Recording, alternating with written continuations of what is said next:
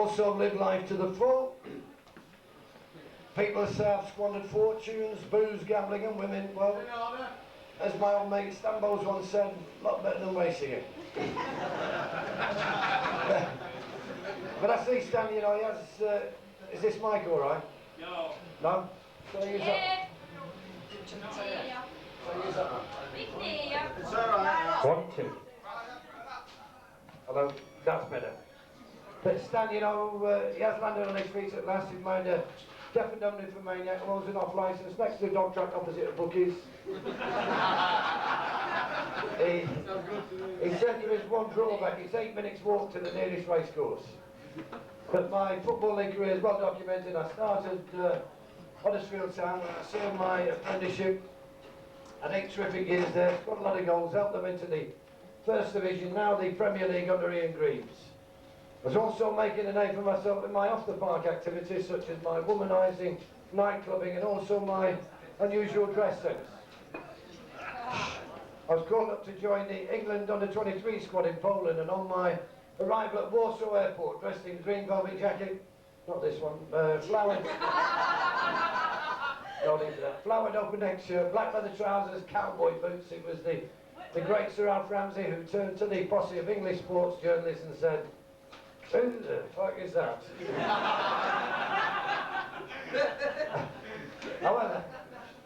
However, he couldn't be too displeased. So 20 minutes into my debut against Poland, I struck a 25-yard volley that screamed into the top corner of the net to put us 1-0.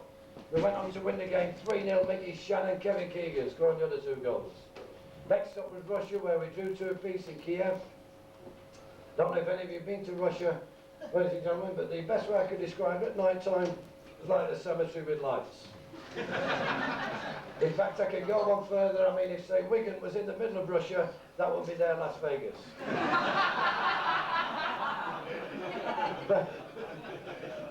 but we arrived back at Heathrow Airport. The legendary Bill Shankly was waiting to sign me to play for Liverpool Football Club. He'd agreed a record fee with Huddersfield for me to play alongside that great little character, Kevin Keegan.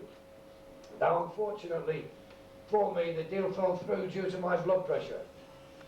Oh, that isn't true, actually. John Toshak was playing up front with Kevin at the time, but Shankly didn't really fancy him that much, and thinking about it now, had the deal gone through, it could have been me now managing in Spain, and Toshak stood here making a prig of himself.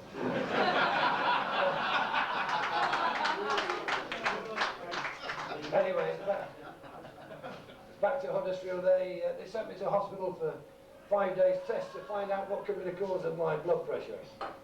Cardiograms, cardiac and blood tests. In fact, they drew more blood in those 5 days than Joe Budden did in his entire career. But it wasn't long after this, is this all right? Yeah, it's fine. It wasn't long after this that I was on my way to Leicester City on a very stylish man, Jimmy Bloomfield, who put together a very attractive and entertaining football team, of which, you know, it was a pleasure to be part of. There was a real buzz around the place. You couldn't wait to get into training in the morning. There were characters in the dressing room. Peter Shilton, one of the finest professionals that I've worked with in football, a great goalkeeper, real perfectionist. He still drives the Jaguar, by the way. He says he likes plenty leg over room in the back. Remember it when he got caught on Nottingham Racecourse with Tina in the back and he got penalised. Well, apparently when he got done for it, he asked for another 13 fences to be taken into consideration.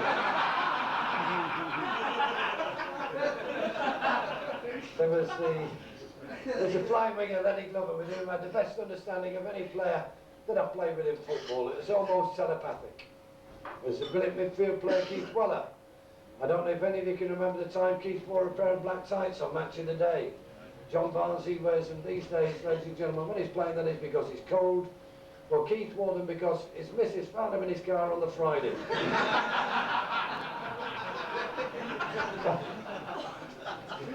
And there's probably the best personality that I've worked with in football, Alan Birch, you know. What a tremendous character he was. Whenever he was around, there was never a dull moment. He was worth his weight in gold for the humour he brought to our dressing room. He's also our social secretary, Birch, and I remember picking up a few injuries at Leicester, nothing to do with football, but all from my explicit student Birch's social programme.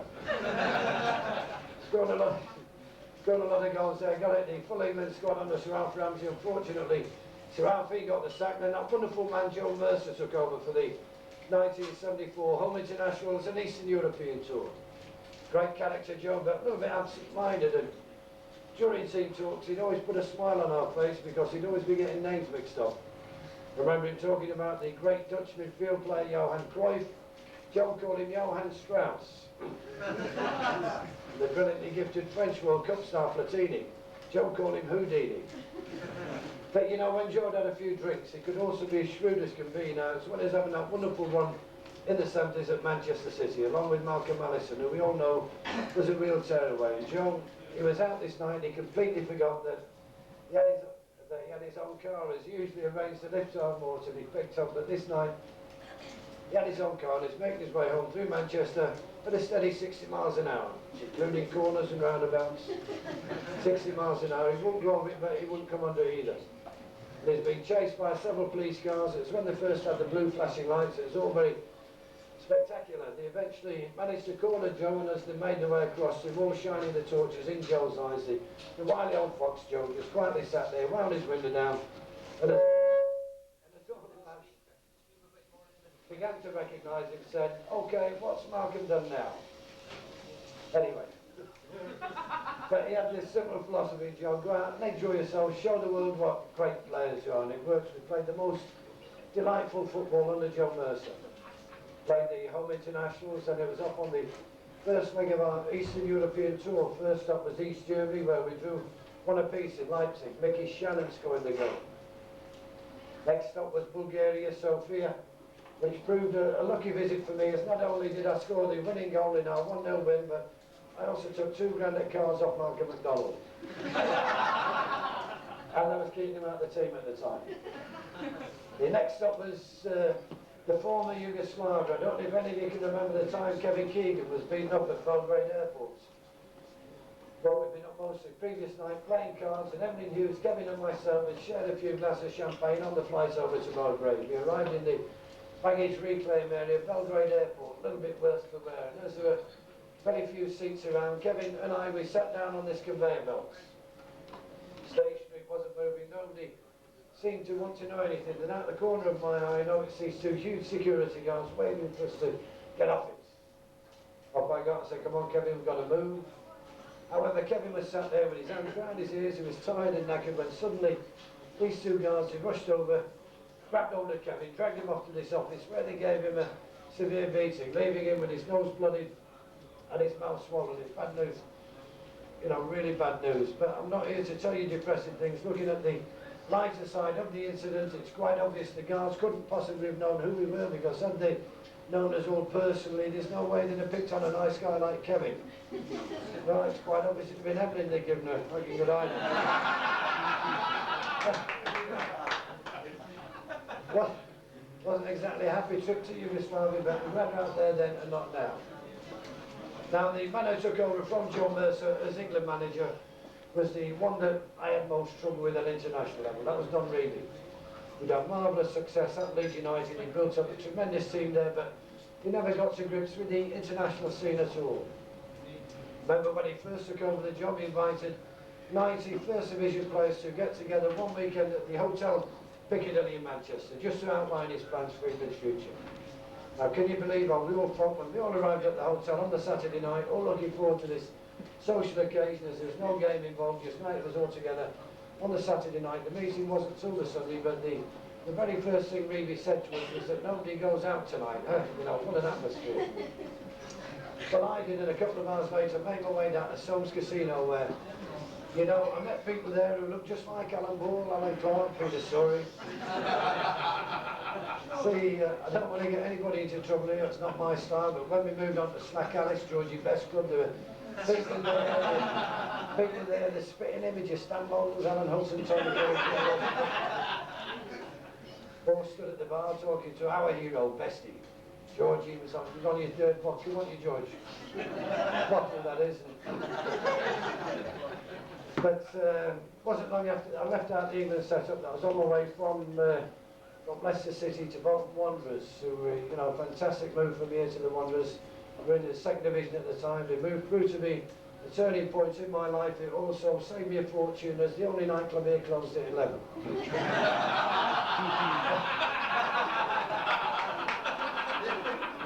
But it was, I was lucky enough, you know, tremendous squad of players, Peter Reid, Sam Allardyce, Paul Jones, Willie Moore. What a magnificent dressing room we had. In fact, I scored the winning goal that got Bolton promoted back into the first division that season at Blackburn Rovers, which proved a lucky ground for me in the past. I also scored the 2 winning goals that got Huddersfield promoted into the first division back in 1970. Following season, I was top scorer in the first division with Bolton, for which I received the Adidas Golden Boot Award, and that pleased me because I take size 14.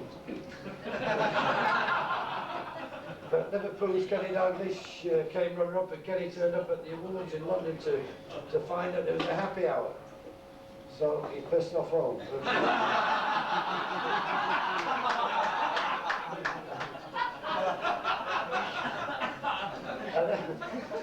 Then I had a little spell out in America, Philadelphia, which I enjoyed. But on my return here to Bolton, found that I was out of favour with Ian Greaves. That's when Birmingham City came in for me. I remember the old bald eagle, Jim Smith, he came to sign me at his pal's house in Bolton. It was an unusual signing because we must have got through a bottle of whiskey that evening before I asked him if he'd ever considered a transplant. He said, "Don't be that frank, I look stupid with a kidney on top of my head." But he put a smashing side together down there at Birmingham City, some great players such as Archie Gemmell, Colin Todd, and you know, of all the managers that I worked with in football, Smithy, he had the shortest fuse. And I remember playing a game down at White Hart Lane against the Spurs there. We come in at half time, we were getting beat 3-0. Glenn Hodley been running the show. Smithy, he stormed into the dressing room at half time, ranting and raving. He picked up a cup of tea, threw it across the dressing room, the cup smashed into the wall. All the tea's gone over, put old Archie sat there. And I remember Colin Todd, who was sat next to me, he turned to me and nudged me. I'll never forget it, said, "That's the first time the drinks have been on Archie." But it's 3 magnificent years at the Blues. Scored a lot of goals there. Then it was off for another spell in America. This time it was off to play for the Tampa Bay Rowdies. Before I joined them, they just called Tampa Bay.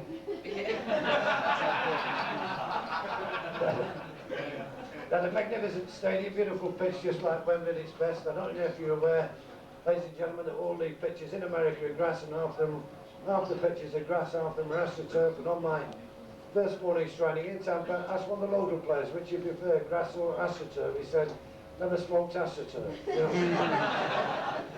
The old ones are the best. Anyway.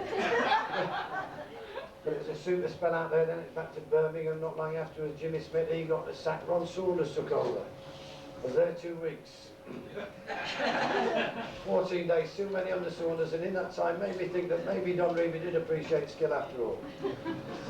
But anyway, he's off with short spells at Leeds and short spell at Sunderland and around Durham before it was off to Southampton to join England's answer to Saddam Hussein, Laurie McMenemy. Main difference between them, you can negotiate with the same, but talking of Saddam, the difference between him and Ron Saunders, ladies and gentlemen, I thought. But I see Laurie Mack's back at Southampton now. Mind you, before he went back there, people used to say, "What is the difference between Laurie McMenemy and the Titanic?" I said, "Neither should have left Southampton." But you know, he's delighted to be over in Sweden, in the European Championships, where he gets most of his magazines and videos. Anyway, then he's off to Spells at Brighton, played a managed Tranmere Rovers for a couple of years before it was off to Preston North End. I helped them into the 3rd, or the 4th, not the 2nd. But the following season I was on the bench most of the time, getting on for the last 20 minutes of games. I wasn't too happy about the situation, so I was off to Stockport County, had a smashing little spell there under Asa Hartford. In fact, that was my last spell in league football, covering a span of 20 odd years, which I've enjoyed immensely. It's been a wonderful time. Now, what has become popular since then is the over 35s league for ex-pros who still enjoy playing, like to keep fit as I do. A couple of years ago, I was invited to take part in a mini World Cup tournament in Brazil as part of a Great Britain squad. Now, the tournament received tremendous publicity throughout South America and Europe, where most of the games, they were all televised live, except here in the UK, where the only attention it received was on the St. Greasy show. Greasy knowing who was in our squad, the likes of Tony McDermott, David Johnson, Alan Kennedy, Joe Corrigan, Kenny Burns, John Robertson, Greavesy described me as probably going to be the longest pub crawl in history. It wasn't far wrong, but all the other teams had all prepared for the tournament over the last 6 months to a year, except our squad, who were literally thrown together a few days before we flew out in London. Now our preparation had been mainly Stringfellows, Trap, the Hippodrome. Wasn't easy, lads, but anyway. So England, we had a marvellous fast World Cup, restored a lot of credibility back to English football under Bobby Robson. Then they undid a lot of that good work in the European Championships under Graham Taylor and Ollie McMenemy. I mean, Taylor McMenemy, I think would have been better off with Rod Hull and Emu. But we did well in the last World Cup. I thought Ireland had a marvellous last World Cup. They found Italy. And when you consider that half of them were still looking for Mexico, I think that's pretty good. And the unluckiest players of that year for me weren't Syker Pearce, Chrissy Bond. You remember when they missed their penalties in the semi-finals? No, the unluckiest player for me had to be Manchester United's goalkeeper, Jim Leighton. I mean, when you get dropped on Cup final day, then 2 days later get picked to play in goal for Scotland in the World Cup, that's when you know your luck really is out. Sorry about that. But somebody said to me, what is the difference between Jim Leighton and Joe Bugner? I said, they both wore gloves for no apparent reason. But I'm delighted to say, you know, that I'm still playing football at the age of 45. I still get a tremendous thrill out of playing the game that really has been so very good to me. And added bonus comes for us when we're invited to take part in various charity games around the country, just to give a little bit back to those less fortunate. In fact, playing with the Emily News All-Star team, and love him or hate him, you've got to acknowledge the fact that, you know, Emily is one of life's optimists. It wasn't many months ago that he's seen drawing money out of the BCCI for holiday in Yugoslavia.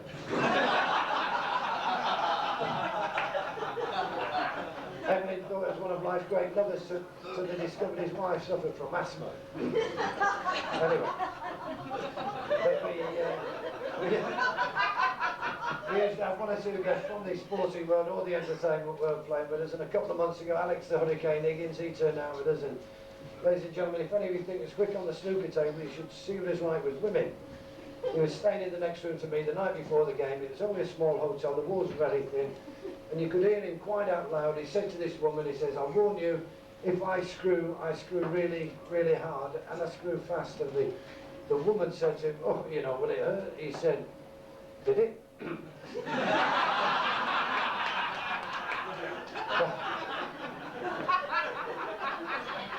But Alex, he's writing his autobiography just now, and he's asked anybody that's known him over the last 5 years to phone him up, let him know what he's been doing.